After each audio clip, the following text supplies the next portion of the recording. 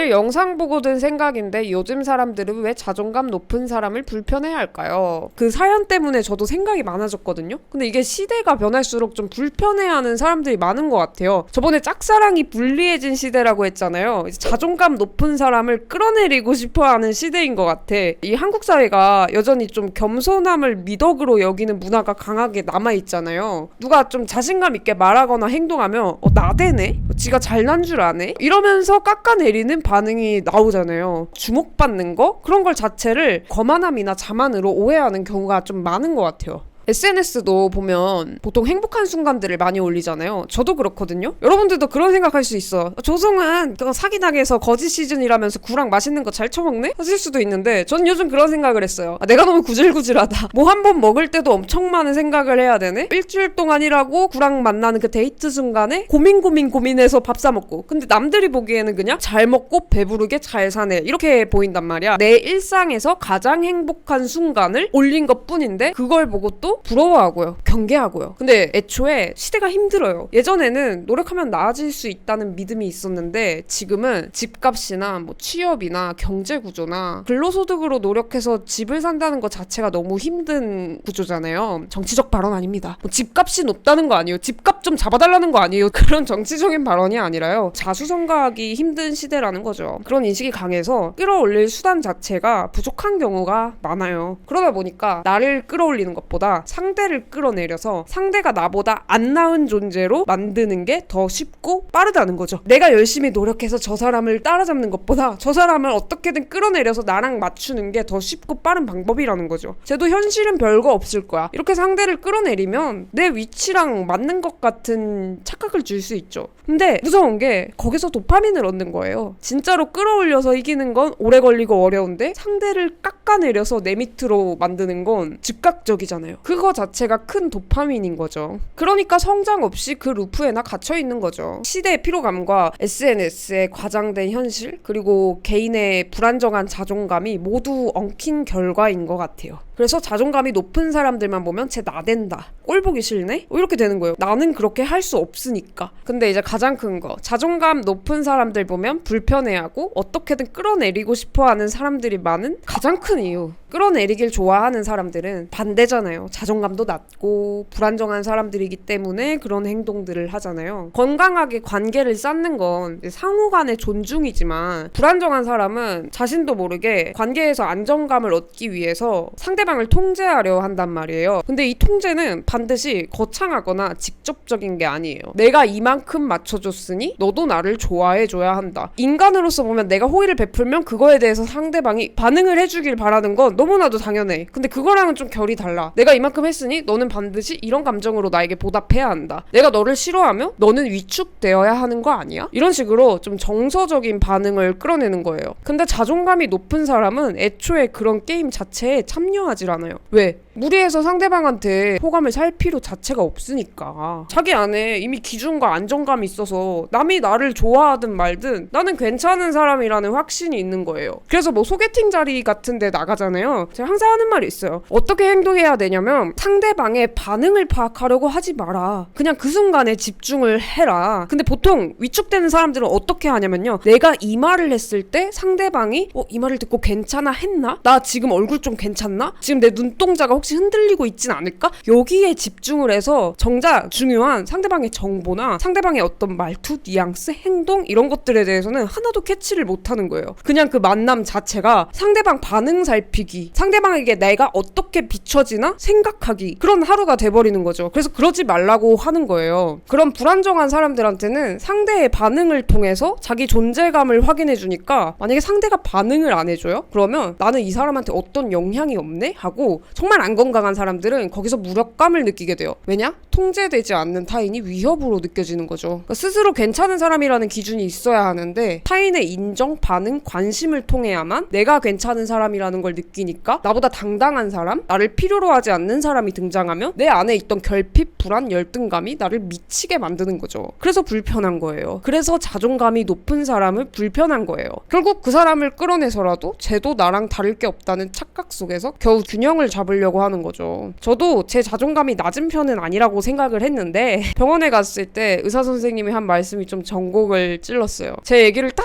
들으시다가 본인은 일을 하는 본인만 사랑하나요? 이런 식으로 저한테 질문을 던지셨거든요. 그 당시에는 당황하고 넘어갔지만 집에 와서 너무 많은 생각을 하게 했어요. 저는 진짜 그동안 그랬던 것 같아요. 근데 그게 나에 대한 잣대뿐만 아니라 타인에 대한 잣대로까지 이어졌어요. 방송에서 보시는 여러분들은 제가 보여지는 모습은 좀 바른 사람 같다는 말도 안 되는 이미지가 있잖아요. 근데 저도 사실 제 안에 어떠한 열등감, 나쁜 마음 이런 게 참 많단 말이에요. 사람이 입체적이잖아요. 그동안 전 그랬던 것 같아요. 타인에게도 저 사람은 일을 하지 않으면 무가치한 사람, 내가 뭔가 성과를 낼 때만 괜찮은 사람이다, 일을 할 때만 난 가치 있는 사람이다, 내가 누군가를 욕하는 부분이 나의 결핍이라고 하잖아요. 그래서 겉으로 보기에는 되게 열심히 사는 것 같지만 실제로는 일을 멈추는 순간 내가 무가치하다는 생각에 휩싸이는 거예요. 그래서 의사 선생님이 해주셨던 말이 마치 이제 그만 나를 도구처럼 대하라 이렇게 하는 것만 같았어요. 그래서 그때 저는 좀 많은 걸 깨달았어요. 내가 생각보다 내 스스로를 사랑하지 못했구나. 그러니까 그 잣대가 나에게도 엄격하고 타인에게도 참 엄격했구나. 결론은 세상에는 참 별의별 사람들이 있는 것 같아요. 저도 이제 남들보다는 시선에 많이 노출된 사람이잖아요. 유튜브 하면서 제일 힘든 게 뭐냐면 굳이 알 필요 없는 나의 결점까지 다 알게 된다는 거예요. 사람은 누구나 결점이 존재하잖아요. 근데 그걸 모든 사람이 알진 못해요. 왜냐면 카메라가 나를 따라다니면서 모든 일상을 관찰하진 않잖아요. 그걸 내가 모두 돌려보진 않잖아요. 타인이 그거에 대해서 평가해주지 않잖아요. 유튜브를 하고 나면은 내 모습 하나하나에 대해서 평가해요. 거슬리는 지점이 하나 있다면 그거에 대해서 댓글을 하나 다는 사람이 있어요. 일개 그 사람만의 생각일 뿐인데도 나는 알고 싶지 않았던 나의 단점까지 다 알게 돼요. 그러니까 좀 약간 정병 오는 거예요. 그리고 항상 저한테 질문이 유튜브 하면 돈 많이 벌겠다 이런 얘기들을 하니까 어떻게든 그걸 좀 지켜나가야 되는 것 같은 거예요. 심지어 조회수 하나에도 저는 미친듯이 연연하고 힘들어하는데 이게 다 보여지니까 타인이 나에게 직접적으로 요즘 조회수 떡락했더라 막 이런 말들도 해요. 어쩔 수 없이 저를 더 많이 평가하게 되더라고요. 근데 저랑 상황이 다르더라도 누구더라도 그런 영향들에 많이 노출되잖아요. 지금 시대 자체가 그냥 SNS에 사진 하나 올리고 릴스 하나 올려도 일반인인데도 모르는 사람들이 와서 악플 달고 이런 게 당연한 문화가 됐잖아요. 저는 참 악플 다는 사람들 보면 너무 신기했는데요. 누군가가 본인의 자존감을 흔든다면 그건 본인의 문제가 아니라 자존감을 깎아내리려고 하는 사람이 생존하는 유일한 방식이기 때문이에요. 그렇지 않으면 방법이 없으니까 저는 이렇게 생각을 합니다. 대혐오의 시대라고 하죠. 오랜만에 입 좀 털어봤어요. 여러분들의 짝사랑이 실패한 게 아니라 그냥 짝사랑 자체가 지금은 너무 어려운 시대다. 나한테 시간을 쓰는 사람한텐 매력을 못 느끼고요. 애쓰지 않아도 되는 사람이 더 매력적인 시장이다. 짝사랑이라는 것 자체가 내가 이미 이 사람을 좋아한다라는 을의 입장에서 시작하는 거기 때문에 조급하잖아요. 이 패시브한 연애 시장에선 불리한 방식이 된 거죠.